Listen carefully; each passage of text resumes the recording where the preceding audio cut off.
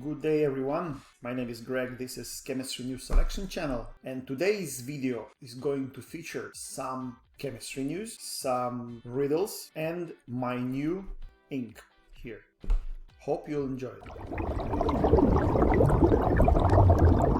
I will start from something very basic, from table salt, which all of you of course know that it is sodium chloride. But how sodium chloride looks when you go down to atomic level. The salt particles are those little cubes. Believe it or not, when you go down to a nanoscale, the salt particles also look like little cubes. And in those cubes you have sodium and chloride bound to each other in 3D structure. And you know, of course, that salt is dissolved in water. Those are water molecules. First, they come on surface of this cube. You know, the hydrogens bind to chlorines, the oxygens bind to sodiums, and they slowly dissolve it, and in the water you have separated ions of sodium and chloride. This bond called ionic bond, and this is actually one of the strongest bonds in chemistry. So if you try without water just to separate those atoms, you'll need much more energy than you need to separate almost any other two atoms. The lecture today is going to be mostly dedicated to organometallic species, which resemble to some extent the stable salt molecules. In organic chemistry, you want to make carbon-carbon bonds. That's how you make all the drugs and everything that organic chemistry is famous for.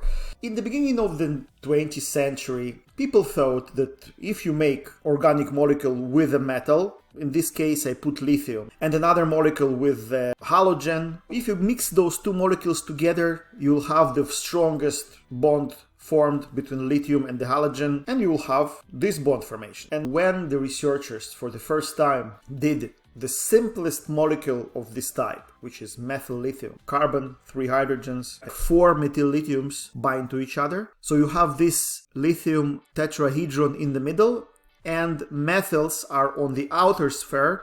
Each methyl comes in the middle of the lithium triangle, so each methyl bound to 3 lithiums. Looks a little bit weird, right? And not only that, if you have different crystallization conditions, you obtain this hexamer. You have an octahedron of lithiums and 6 methyls on the outer sphere, each connected to the triangle of lithiums. There's some empty triangles here as well. What's happening? Why? I mean, lithium is positively charged. It's supposed to actually repel each other, not bind to each other. If you think about it a little bit, it's actually not that weird. And you can even pause the video and try to explain why it happens. Those who solved this riddle, good work. You don't have to draw this structure this way. You can draw it this way. And what we have here a cube. Remember the sodium chloride cube? If you take a smaller cube, it will look something like this as well. Each lithium connected to methyl. The same story is with the hexamer. Now remember how we added water to sodium chloride? Can you kind of dissolve this methyl lithium the same way you dissolve sodium chloride? Well, this story is not that simple. If you add water to organolithium compound, it will immediately react with water to form lithium hydroxide and the organic hydrocarbon. So instead of water, we can add molecules in which instead of the hydrogens here, we have some organic groups, like in this case, diethyl ether. But surprisingly, diethyl ether cannot dissolve this cube. It's too weak. It binds to lithiums with the oxygen. So you have a tetramer of methyl lithium with 4 diethyl ethers solvating groups. If one wants really to dissolve this cube for higher reactivity perhaps, you have to make stronger ligands, not diethyl ether, but for example some amino ligands. And this dimer of methyl lithium was published in 2007. It's almost 100 years, right? Took scientists to dissolve the cube of methyl lithium and get the crystal structure. Here you can ask, this is dimer, what about the monomer? And believe it or not, only recently in 2021 scientists were able to synthesize a ligand which looks like this with 3 amines here, which could remove single methyl lithium from this cube, and they got the crystal structure of this molecule. 100 years after the discovery of methyl lithium, for the first time, the monomer of methyl lithium was crystallized. Even with this complicated ligand, this molecule is not stable. Methyl lithium is so reactive, the structure decomposes at room temperature. So we discussed the basic organolithium structures, and I want to tell you something about the work that I was personally involved in the beginning of the 21st century. And this work is about not monolithium, but dilithium structures and dilithium compounds. Why do you need dilithium compounds? Well, if with monolithium compound you can get a carbon-carbon bond, or something bond. If you use 2 lithiums, you can get a double bond, or 2 bonds of something with something. Why I say something and not carbon? Because my work was with organosilicon compounds. Silicon is just below carbon in the periodic table. It has similar chemistry in some aspects. And when we started this work, there was not too much reports actually about dilithium carbon chemistry. With carbon, it's very hard apparently to obtain the dilithium compounds, even harder to get a crystal structure because those compounds are very reactive. But even before we became involved in this, a group from Japan was able for the first time to synthesize and isolate this silicon dilithium compound. And unlike the methyl lithium, in which the research started from clusters, in the dilithium chemistry, the research started from monomers. And this monomer looks like this. You have 2 lithiums, each solvated. I showed the diethyl ether. So this is a different ether. It's cyclic ether called tetrahydrofuran, or THF. So each lithium has 2 THF molecules here, and it's perfectly stable without, of course, air or water presence. The same group from Japan, a little bit later, get a dilithium germanium compound, dimer. Germanium is below silicon, and again, similar chemistry. So you have 1 lithium solvated with 2 THFs like here, and another one is aggregated. 2 germaniums share 2 lithiums. The group I did the master and the PhD in was the first group to isolate such molecules without solvating ethers, without THF. But initial experiments were not very successful. And well, here's the good place to say that we try to work with several different R groups here. We can control the structure and the reactivity with the size of those R groups. So we used this group, which just for simplicity I will call a small group. This group, I'll call it a medium group. And here they used actually this group, which we call large group. This one was medium. So with small and medium, when we try to make a dilithium compound without solvating molecules, we got just a powder, which was probably something like this, aggregates with amorphous structure, which we could not get any X-ray structure from it. No crystals were formed initially. And the first success was with a larger substituent, published in 2005. For the first time, no solvating molecules here. However, instead of solvating molecules, we have monolithium group here. You have 1 dilithium, which is aggregated with a molecule in which we have only 1 lithium. The other one is hydrogen. Probably some water traces. 1 lithium in the dilithium compound was hydrolyzed and turned into hydrogen. And those monolithium compounds stop this aggregation and the crystal structure formed. That's what's probably happened here. In this molecule, you can see that a silicon is connected to 4 lithiums. In this molecule, we have the ratio is 1 dilithium to 2 monolithium compounds. What happens if we take 1 dilithium to 1 monolithium? What structure can be made?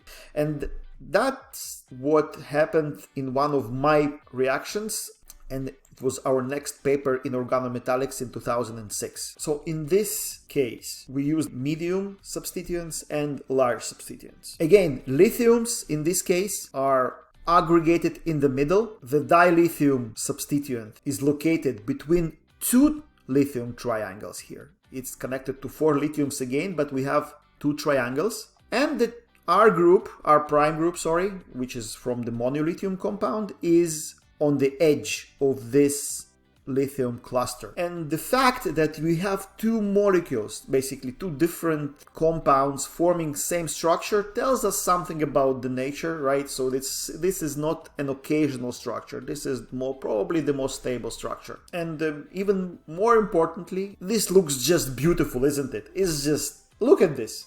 And I liked it so much, so I put it here on my arm. That's about this cluster. But that's not the end of the story. So we were lucky to get something with the medium substituents here, with the large substituents here.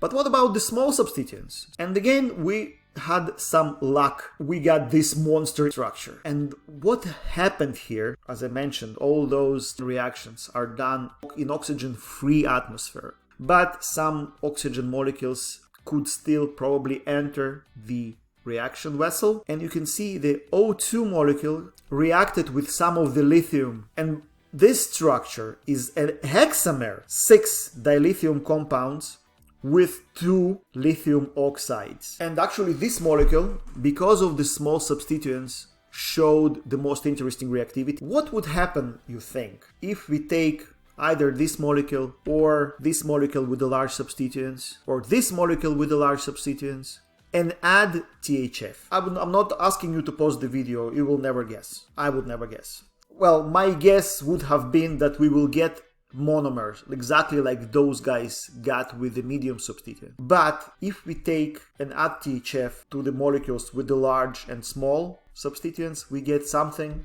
completely different. And it was so unexpected that it was published on its own in Angewandte in 2006. Wow, why? What happens? This molecule is a trimer and 2 lithiums solvated with THF, completely separated from the molecule. Crazy stuff. And again, we got 2 structures. The smaller substituents, we got also THFs here on the lithiums on the corners. In total, we have 11 THFs, and this molecule wasn't published. It was discovered after this one. So all those things were very, very, very exciting. Yeah, nice structures, right? Beautiful geometries and pretty thing to put on your arm. But what is the use of all that? So I tried to look for some news related to this topic. What's happening there? Neither in organic nor in silicon chemistry, not too much news there. But when I was searching for lithium clusters, I found something very exciting, and it's related to lithium sulfur batteries. And I'll explain. So lithium sulfur battery is a quite hot topic, because this battery theoretically can work better than lithium ion battery, which you all have in your cell phones and in Teslas and those things. So this battery has a lithium anode and sulfur cathode. Lithium ions float towards the cathode, and the electrons float back, and you have the current. And it was also discovered that as a cathode, it's better not to put sulfur, but it's better to put lithium sulfide. So it's lithium 2s, right? And not only that, people also discovered that it's better to put not a bulk lithium sulfide, but it's better to coat this cathode with lithium sulfide clusters. That's how I found this paper from 2017. So this paper is purely theoretical. They just take some smallest clusters with lithium sulfide n times, and they take from n equals 1 to n equals 10, and they did quantum mechanical calculations to see which of them are more stable and which of them are expected to work better in lithium sulfide batteries. Just to emphasize again, those structures, they didn't know before they did the calculations. That is what was obtained by pure theory. They came to some conclusions, but I saw something specifically unusual in these 2 molecules, the trimer and the octamer. Those structures look very familiar. You see, 3 sulfurs, 4 lithiums, and 2 lithiums kind of bound, and they bound differently without symmetry. And also here, you see, here in this cluster, each silicon bound to 5 lithiums, 1, 2, 3, 4, 5.